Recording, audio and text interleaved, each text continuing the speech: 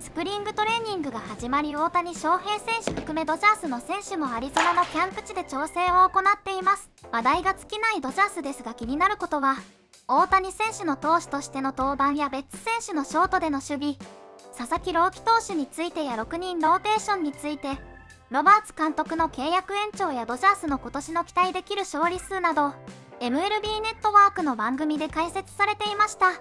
So earlier in the show, Joel Sherman gave us his biggest question marks heading into spring. The Dodgers get their own separate list, just cuz. You know why. Joel Sherman, good Monday morning again to you. At the top of it is the plan for Shohei Otani. Perfect world.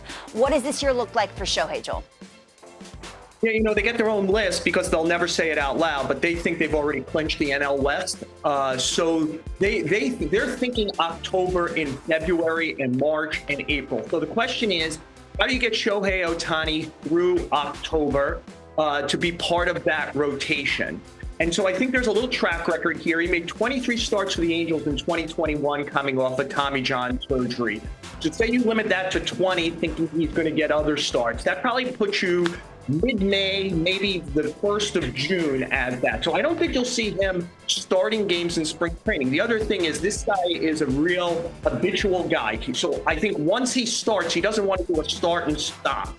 And so therefore, I think, and then the question becomes, how do you rehab a guy who's in your starting lineup every day? It isn't like you could send him out on assignment. I expect to see a lot of Rancho Cucamonga Quakes coming up to Dodger Stadium. There'll be a bunch of simulated games, and they'll try to get him ready. Let's not forget that at the end of last season, the Dodgers were weighing whether to make him available as even a relief pitcher in the postseason. He was throwing 93 with a split. So they feel he's a healthy pitcher going into now, but they are slow playing this so that he's an October starting pitcher. Come up and face Shohei. Have fun while you're here. All the arms allow him, as you said, Joel, to kind of ease into it. Who's playing shortstop? I saw, and Robert and Harold reported, Kike Hernandez back with the Los Angeles Dodgers. Who's at short this year?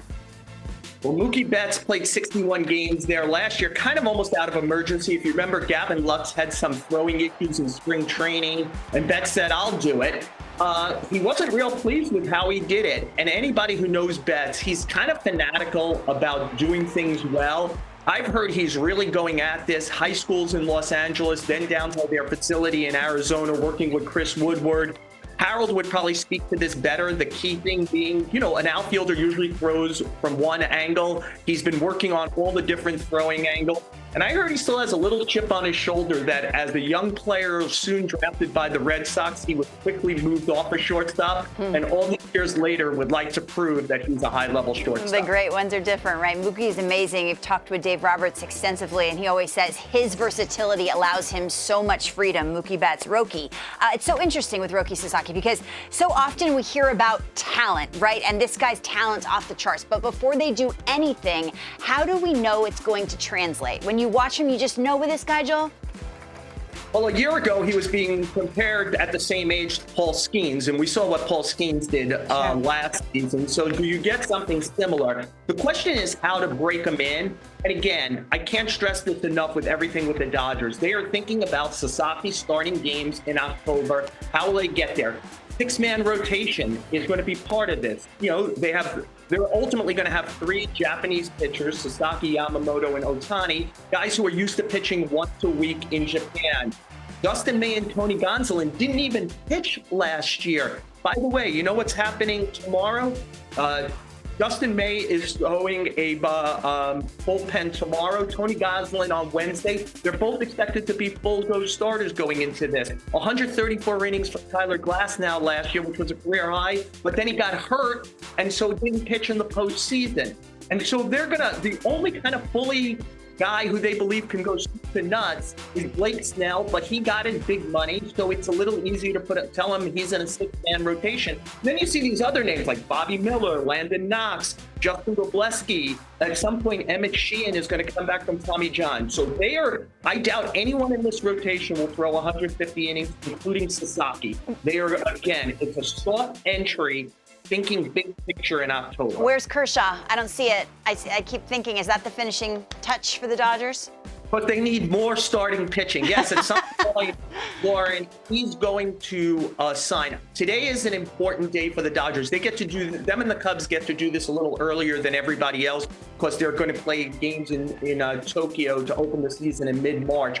Players could be put on the 60-day injured list starting today for the Dodgers. And if you'll notice, Enrique Hernandez announced himself that he had re-signed. It had been also slow played so that they could put guys on the 60-day IL, which allows 40-man roster spots to open up. So they have a bunch of pitchers like Emmett Sheehan, who has to go on it, River Ryan, etc., who have to go on the 60-day IL. So Hernandez signed, and I think at some point soon Kershaw will. But Kershaw had both, I think it was a foot and knee surgery in the offseason because he wants to try. He had these surgeries because he wants to try. So he is a June or July issue, but at some point soon he'll probably sign a contract and begin rehabbing officially with the team and see if he can make it back to be part of that rotation in some way. What about at the helm, top step, Dave Roberts? I remember, Joel, right after the Dodgers won the World Series, I was talking to Freddie Freeman, and he said, I hope, that guy right there, I hope Dave Roberts gets his flowers because the way he managed the bullpen, and Freddie Freeman was so emotional talking about his skipper. What is his long-term future there? You know what's interesting overall, Lauren, is the two World Series managers, Dave Roberts and Aaron Boone, both enter spring training as lame ducks. This is the last year of their contracts. And I think both teams are going to try to do something about that. I believe the Dodgers and Roberts began to engage more seriously last week. But, you know, Roberts is looking at someone like Greg Counsell, who got the record contract, 5 years at $40 million. And I just want to name some things that Dave Roberts has done. 9 years, 9 playoffs, 8 division titles. The year he didn't win a division title, his team won 106 games, 4 pennants, 2 championships, the 3 highest win totals in franchise history, the best winning percentage by a major league manager with 1,000 games. He probably is looking at Greg Counsell and saying, like, Greg Counsell hasn't gotten a team to the World Series. He's getting this. I think the Dodgers look at Roberts as part of the machine, and that. But I think it's dangerous to think anyone could just manage what is now the new evil empire. The Dodgers are going to have a lot of pressure on them. There's been talk about them winning 120 games. It's championship or bust. The one thing you know is Dave Roberts could land the planes, and there would be some real mystery if the next person can. And so I wonder, for a team that's going to have between salary, payroll, and luxury tax will spend over $500 million this year, should there really be a thumb down on the manager for the difference between $1 million or $2 million to get him where he needs to go when you know he could land the planes? It will be an issue heading towards the season if this gets done. And you manage baseball, personality, staff. It's a big-time job. Joel Sherman, how many wins do the Dodgers have this year? 105? I think it's harder. Yeah, I think it's harder to get to that like 116, 117. But I mean, you know, like the 105 feels like a breeze for them considering the talent level. Considering they signed someone like Kike Hernandez, and it feels like an extra guy, and he's a really good baseball player. You know, especially he got glasses just before the All-Star game last year, and in the second half had almost an 800 OPS. And I wonder if he's going to be much better doing it. Joel Sherman. I gotta go, Lauren. I got to get on a plane. I'm going to spring training today. Oh, go! I told you off. Get out of here. 大谷選手のピッチングとティーバッティングが公開され手術の影響も感じず順調に進んでいるようで安心しました。大谷選手や佐々木投手の登板がいつになるのかこれから毎日尽きない話題になりそうです。カーショウ投手の契約はどうなるのかも気になります。ナ・リーグ西地区は今年もハイレベルなリーグになりそうですがどのぐらいの勝利数を積み上げられるのでしょうか。今シーズンも本当に楽しみです。